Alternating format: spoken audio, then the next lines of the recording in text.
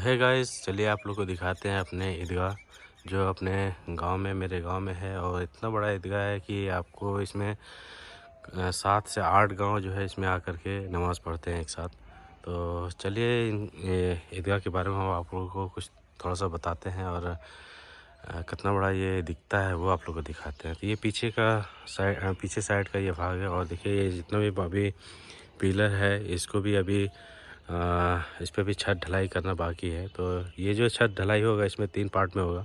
एक पार्ट हो चुका है, सामने आपको नज़र आता होगा और दूसरा होगा और तीसरा होगा। मतलब 3 पार्ट में इसको ढलाई किया जाएगा, क्योंकि यहाँ बहुत ज़्यादा पैसा लगता है ढलाई करने में। बहुत पैसे की कमी होती है, इस वजह से थोड़ा थोड़ा करके ढलाई करना पड़ता है। और यहाँ जो है इस ईदगाह में ख़ास बात यह है कि यहाँ जो भी फ़ंड आते हैं वो सिर्फ अपने गांव से ही आते हैं। और जो भी आसपास के जो गांव से जो नमाज़ पढ़ने के लिए आते हैं वहाँ से आते हैं। बाकी बाहर से कुछ अलग से नहीं लिया जाता है, कोई फ़ंड वगैरह नहीं लिया जाता, जिसकी वजह से काम में बहुत धीमा आपको दिखाई देता होगा। ये जो है तकरीबन 5-6 साल हो चुका है इस पिलर को उठे हुए, लेकिन अभी तक इसमें ढलाई नहीं हो पाया है। तकरीबन एक ही पार्ट जो है अभी ढलाई हो पाया है। तो हमको लगता है कि यहाँ तक ढलाई होते होते हमको लगता है और 2-3 साल लग जाएंगे, क्योंकि पैसे की बहुत ज़्यादा ज़रूरत होती है। तो चलिए आप लोग को दिखाते हैं, आप लोग को हमारे ईदगाह के बारे में एक्सप्लोर ज़रा करते हैं। तो ये रहा हमारा ईदगाह, जो सेकंड पार्ट जो है इसको ढलाई किया हुआ है, आपको दिखाई देता हुआ। और फर्स्ट पार्ट जो है उसके अंदर है। तो छोटे में जब वह आते थे तो उधर फर्स्ट पार्ट में ही हम नमाज़ पढ़ते थे।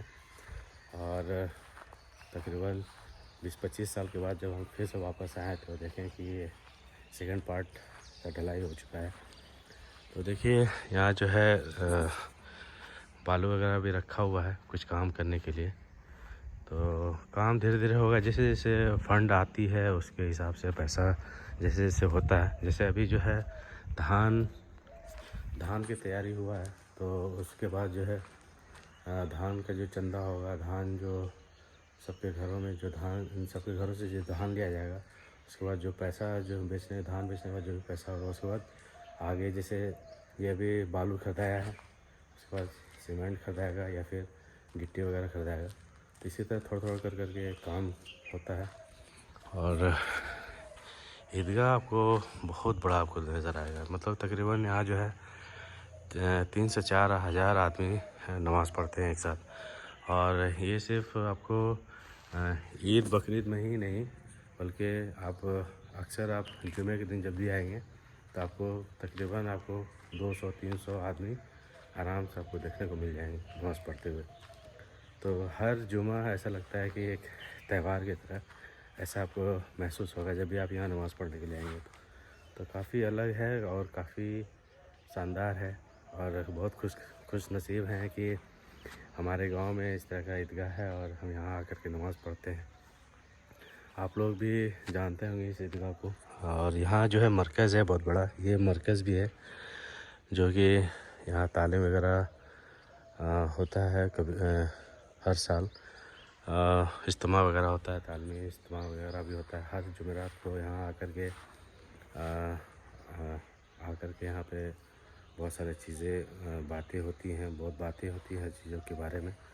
तो उलमा लोग आते रहते हैं यहाँ पे। आप लोग बताइएगा कि कौन कौन इस जगह को जानता है और कौन कौन यहाँ पे नमाज़ पढ़ा है आकर के अपने ईदगाह में। आप लोग कमेंट करके ज़रूर बताइएगा। बाकी ये रहा कैंपस उसका, और कैंपस बहुत बड़ा है क्योंकि नमाज़ पढ़नी होती है और यहाँ नमाज़ पढ़ने के लिए काफ़ी तादाद में लोग आते हैं, इस वजह से कैंपस बहुत बड़ा रखा गया है।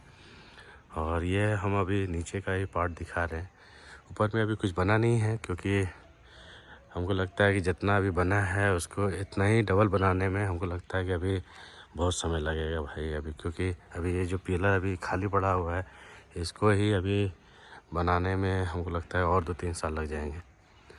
तो वीडियो कैसा लगा आप लोग ज़रूर कमेंट करके बताइएगा। और कौन कौन जानता है भाई इस जगह को, ये भी ज़रूर बताइएगा।